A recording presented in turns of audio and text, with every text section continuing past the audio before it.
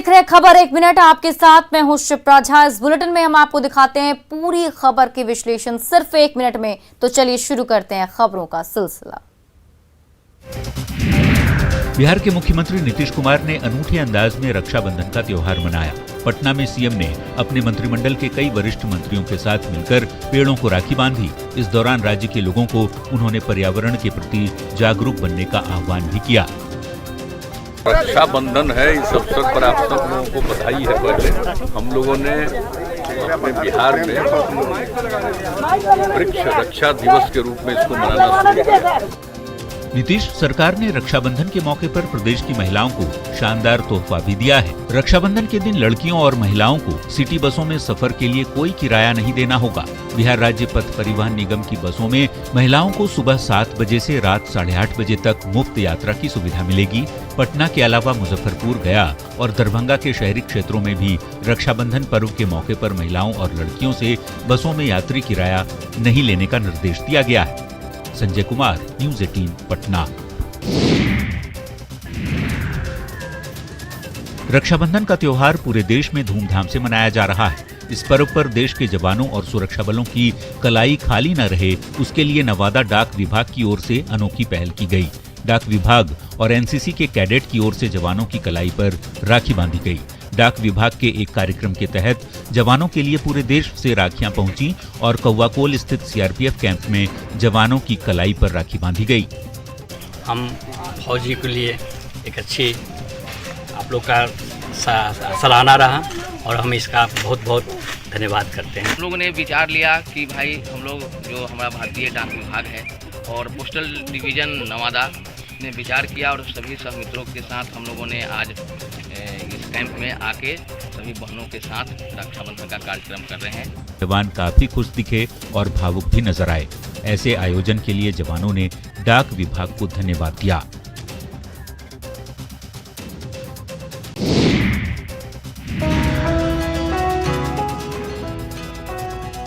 रक्षाबंधन पर रांची में Olympian hockey star Nikki Pradhan ने अपने छोटे भाई को राखी बांधी। भाई बहन के प्यार के इस त्योहार में निक्की बेहद खुश नजर आईं। निक्की के छोटे भाई गोविंद ने बताया कि चारों बहनों का गिफ्ट बकाया है, जिसे वो कमाने के बाद अपनी बहनों को जरूर भेंट करेगा। हॉकी खिलाड़ी निक्की प्रधान की कुल 4 बहनें हैं और सभी बहनें नेशनल लेवल की हॉकी प्लेयर हैं। इस बार रक्षाबंधन पर कई साल बाद चारों बहनें एक साथ नजर आईं। प्रधानमंत्री मोदी से मुलाकात पर निक्की ने बताया कि पीएम ने भारतीय महिला हॉकी टीम के सभी खिलाड़ियों का हौसला और मनोबल बढ़ाया। हमेशा राखी बांधती हूँ, अगर कभी नहीं रहती हूँ तो फिर इनके लिए भेजा देती हूँ कि सिस्टर लोग से बोलती हूँ कि इनको राखी बांध दीजिएगा मेरे नाम पे भी। टोक्यो ओलंपिक में शानदार प्रदर्शन कर अपने प्रदेश और घर पहुंची निक्की उत्साहित हैं। खेल के क्षेत्र में झारखंड का नाम रोशन करने वाली निक्की युवाओं की रोल मॉडल बन चुकी है। संजय सिन्हा, न्यूज़ 18 रांची।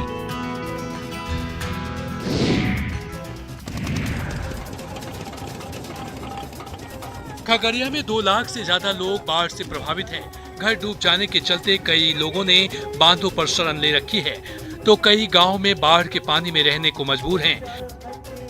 ऐसे में भाई बहन का पर्व रक्षाबंधन भी मुश्किल हालातों में मनाया गया।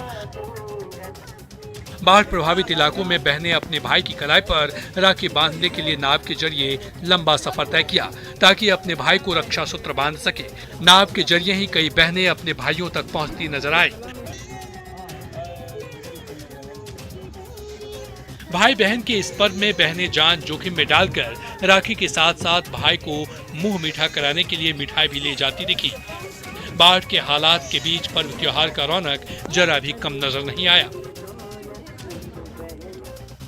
दिग्विजय कुमार, न्यूज़ 18 खगड़िया।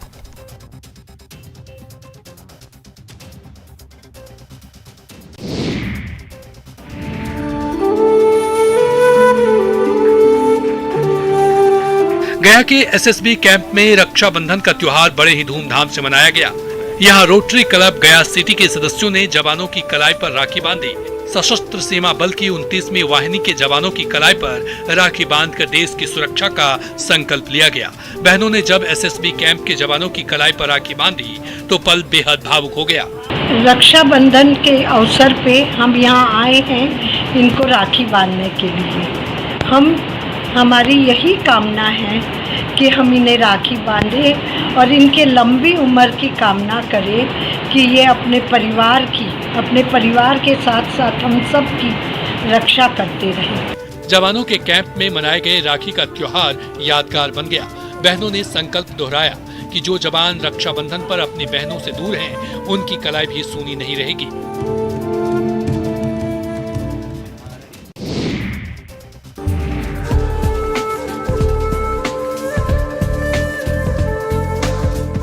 अररिया में भी बाढ़ के बीच रक्षाबंधन की अनोखी तस्वीर सामने आई।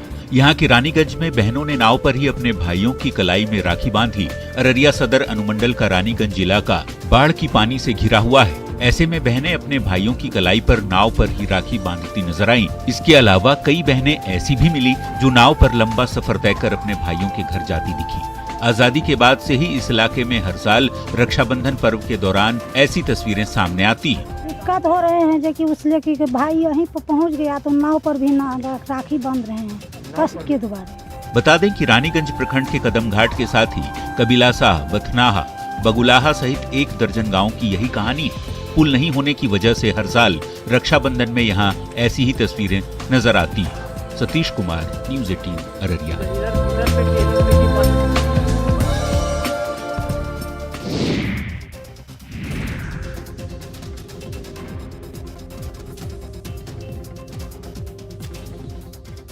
तेईस अगस्त को जातीय जनगणना पर दिल्ली में बड़ी बैठक होगी। सीएम नीतीश कुमार के नेतृत्व में बिहार का 11 सर्वदलीय प्रतिनिधिमंडल दिन में 11 बजे प्रधानमंत्री से मुलाकात करेगा।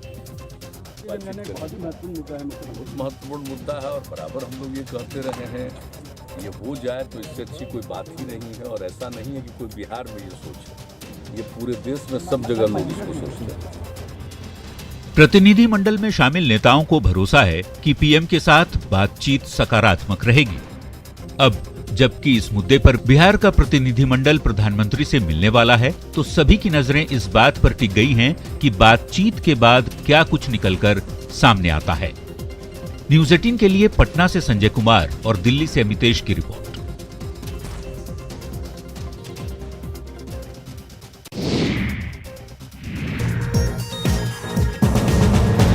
देवघर में गुस्से में तमतमाए अल्पसंख्यक कल्याण मंत्री हफीजुल हसन अंसारी ने मंच से ही माइक फेंक दी और खराब व्यवस्था के लिए अधिकारियों की खबर लेने की चेतावनी दे डाली। मंत्री हफीजुल हसन जिले के करौं प्रखंड के एक कार्यक्रम में पहुंचे थे, जहां वो लोगों को संबोधित करने के लिए खड़े हुए थे कि माइक में खराबी आ गई। इसके बाद हफीजुल अंसारी खुद पर नियंत्रण नहीं रख सके और बिना देर किए माइक जनता की ओर फेंक दिया।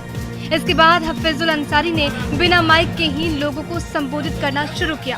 कहता रहा, जो भी स्टाफ में अपना चाल सुधार दीजिए, एकदम कान खोल के आप लोग सुन लीजिए। खराब व्यवस्था के लिए मंत्री जी ने अधिकारियों की जमकर क्लास लगा दी। सभी को डांटते हुए कहा कि सरकार आपके द्वार पर आई और व्यवस्था का मजाक बना रखा है। इसके बाद मंत्री ने अधिकारियों को अपना रवैया सुधारने की चेतावनी भी दे डाली। गढ़वा में एक नाबालिग प्रेमी ने प्रेमिका के घर चुपके से छलांग क्या लगाई। उसके लिए ये छलांग आफत बनकर आ गई।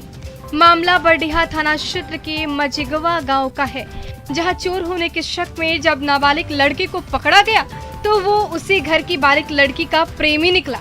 लोगों ने लड़के की शादी प्रेमिका के साथ करा दी, लेकिन जैसे ही लड़के के नाबालिग होने का पता चला तो 6 घंटे के भीतर ही लड़की की मांग का सिंदूर धुलवा दिया गया और ये सब हुआ भरे पंचायत में। पूरे मामले में लड़की पक्ष ने जबरन शादी करने का आरोप लगाया है। तो आखिर सिंदूर कैसे दिया, कौन दिलवाया? सब दिए। कौन? गांव के?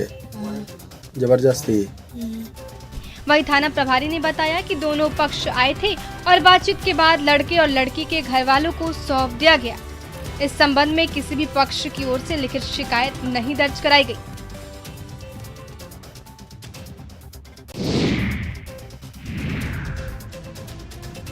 बांका में चांदन नदी में आई बाढ़ की वजह से 4 प्रखंडों में करीब 7 लाख लोग बुरी तरह से प्रभावित हैं। इतनी बड़ी आबादी का जिला मुख्यालय से सड़क संपर्क टूट चुका है।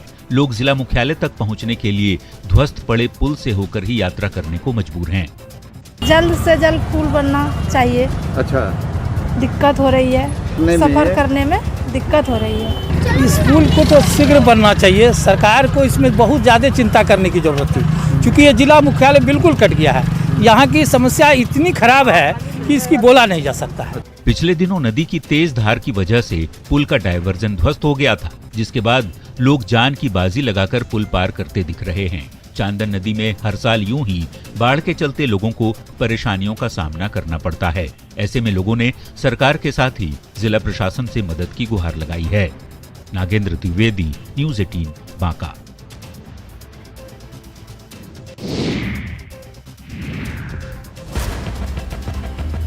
सहरसा में लगातार हो रही बारिश से आम जनजीवन बुरी तरह प्रभावित हो रहा है। सड़कों पर पानी भर चुका है तो सरकारी दफ्तरों का हाल भी बुरा है। थाना चौक स्थित बिहार खाद्य निगम के कार्यालय में पानी भर गया है। दफ्तर में जल जमाव की वजह से यहां काम करने वाले कर्मचारी परेशान हैं। गंदे और बदबूदार पानी का ठहराव यहां बीते कई दिनों से है, लेकिन पानी की निकासी नहीं होने से कर्मचारियों को काफी मुश्किलों का सामना करना पड़ रहा है। किसी तरह से कर्मचारी कार्यों का निपटारा कर रहे हैं। मतलब कि हम लोग अपना मतलब कि पूरा पैर और जूता उता खोल के मतलब आदमी काम कर रहा है, और मतलब कि यहाँ मतलब कि बीमारी का भी मतलब कि संभावना बने हुए। पानी बदबू देता है, फिर भी हम लोग काम कर रहे हैं। पानी की निकासी नहीं होने से और गंदे पानी के ठहराव से महामारी का खतरा तो है ही, सांप कीड़े से भी यहाँ काम करने वाले कर्मचारी डरे और सहमे हैं। अनुभव सिंह, न्यूज़ 18 सहरसा।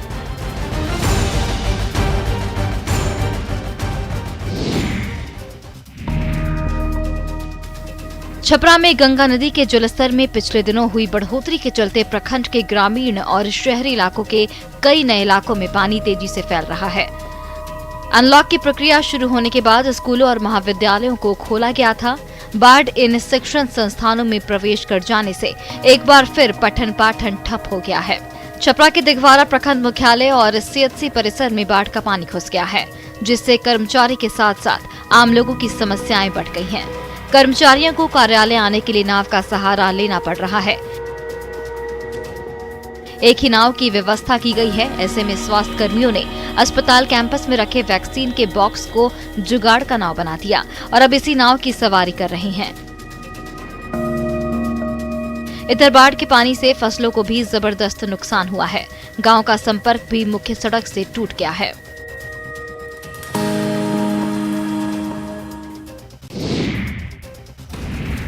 साहिबगंज के लोगों की परेशानी अब कम होगी।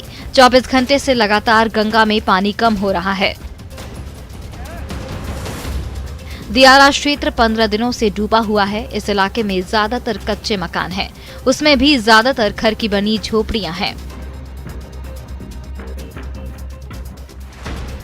निश्चित रूप से पानी में डूबा होने के कारण इन झोपड़ियों को नुकसान पहुंचा है। कई झोपड़ियां बह गई हैं। हालांकि पानी और कम होने के बाद ही इसका मूल्यांकन हो सकेगा। पानी उतर जाने के बाद जिंदगी को पटरी पर लाने में मशक्कत तो करनी ही पड़ेगी। दियारा वासी भी इस बात को समझ रहे हैं। घर और झोपड़ियों को फिर से बनाने में 2 महीने का वक्त लगेगा। हालांकि इस बीच पानी बढ़ा तो मुश्किलें और बढ़ेंगी। हालांकि प्रशासन की तरफ से पीड़ितों को तिरपाल मिला है, जो कि इस आपदा की घड़ी में उनके काम आएगी।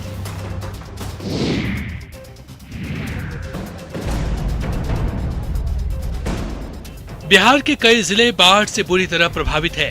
लोग परेशान हैं। हर तरफ पानी ही पानी फैल चुका है। खेत खलिहान सब डूब चुके हैं, जिससे पशुओं के लिए हरे चारे की समस्या खड़ी हो चुकी है। चारे की कमी की वजह से बिहार में दूध उत्पादन पर भी असर पड़ा है। मिल्क प्रोडक्शन में भारी कमी आ चुकी है। कॉम्फेड के मुताबिक जहां रोजाना 17 लाख लीटर का उत्पादन बिहार में होता था, वहीं अब ये उत्पादन 15 लाख लीटर हो गया है। ऐसे में पशुपालक भी समस्याओं से जूझ रहे हैं। काहे दूध उत्पादन क्यों कम हो जाता है? वही दाना चुनी नहीं मिलता है, वही कम करता है। बाढ़ के कारण हरा चारा की कमी होती है, इसीलिए कम करता है। जाहिर तौर पर बाढ़ ने पशुपालकों की परेशानी बढ़ा दी है। चारे की कमी का असर दूध उत्पादन पर इस कदर पड़ा है कि जो भैंसें पहले 10 लीटर तक दूध देती थी, अब 4 से 5 लीटर ही दे रही है।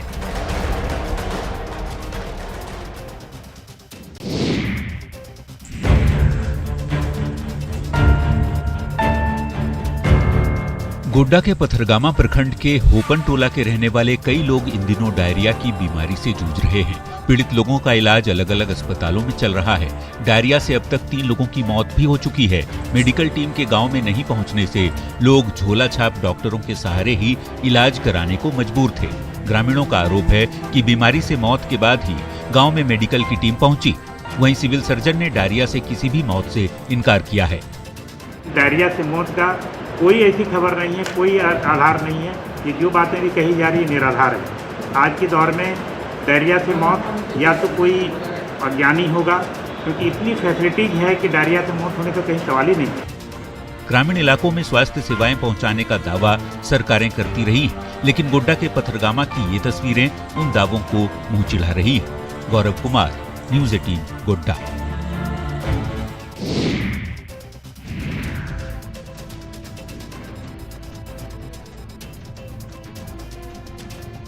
गढ़वा जिले में बालू माफिया के हौसले बुलंद हैं। पुलिस ने झारखंड उत्तर प्रदेश की सीमा पर बालू लदे यूपी के 5 ट्रकों को पकड़ा था, लेकिन बालू माफिया इतने बेखौफ हो चुके हैं कि वो 2 ट्रक लेकर ही भाग खड़े हुए। नगर उटारी पुलिस को जैसे ही इसकी भनक लगी, थाना प्रभारी ने यूपी में जाकर इन दोनों ट्रकों को जब्त कर झारखंड लाया। जाहिर तौर पर झारखंड में एनजीटी के नियमों की धज्जियां उड़ाई जा रही हैं। जिले में आए दिन पुलिस और बालू माफियाओं में झड़प की खबरें आती रहती हैं और यहां बालू माफिया धड़ल्ले से अवैध तरीके से बालू का उठाव करते रहते हैं। बालू माफिया के आतंक से जहां सरकारी निर्देशों का खुल्लम खुल्ला उल्लंघन हो रहा है, तो वहीं जिले की कानून व्यवस्था पर भी गंभीर सवाल खड़े हो रहे हैं। चंदन कुमार कश्यप, न्यूज़ 18 गढ़वा।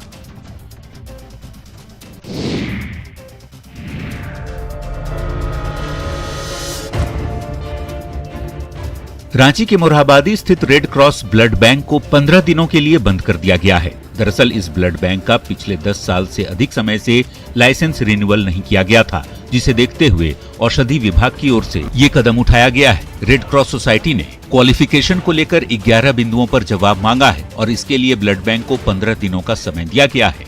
अगर जवाब संतोषजनक नहीं मिला तो ब्लड बैंक को हमेशा के लिए प्रतिबंधित कर दिया जा सकता है। ड्रग कंट्रोलर के यहाँ से चिट्ठी आया था, तो कुछ खामियां है, उसके चलते बंद किया है। चिट्ठी आया, कुछ पूरा करने के लिए 15 दिन का टाइम दिया है, उसके लिए बंद किया है। फिलहाल ब्लड बैंक को 3 सितंबर के लिए बंद कर दिया गया है। लाइसेंस नवीकरण नहीं होने से ब्लड बैंक को स्टेट ड्रग कंट्रोलर ने 14 मई को ही बैन कर दिया था। अब नई डेडलाइन तक जवाब नहीं दिए जाने पर कड़ी कार्रवाई संभव है। ओम प्रकाश, न्यूज़ 18 रांची।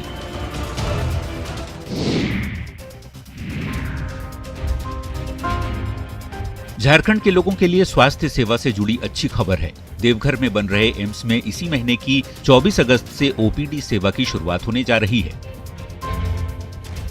मंगलवार की सुबह 10 बजे वर्चुअल तरीके से केंद्रीय स्वास्थ्य मंत्री मनसुख मंडाविया इसकी शुरुआत करेंगे। इस आयोजन में शामिल होने के लिए सीएम हेमंत सोरेन को न्योता दिया गया है। वहीं गोड्डा सांसद निशिकांत दुबे भी इस दौरान मौजूद रहेंगे। एम्स के ओपीडी में कुल 40 कमरे हैं। वेटिंग हॉल में एक साथ 80 रोगी बैठ सकते हैं। ओपीडी में 15 इमरजेंसी बेड भी लगाए गए हैं, जिसे ऑक्सीजन प्लांट से पाइप को कनेक्ट कर दिया गया है। ओपीडी में मरीजों को रियायती दर पर दवा देने के लिए भारत सरकार की ओर से अमृत फार्मेसी के जरिए सस्ती दवा उपलब्ध कराई जाएगी। देवघर एम्स में इलाज शुरू होने की खबर से इलाके के लोगों में काफी खुशी देखी जा रही है। मनीष दुबे, न्यूज़ 18 देवघर।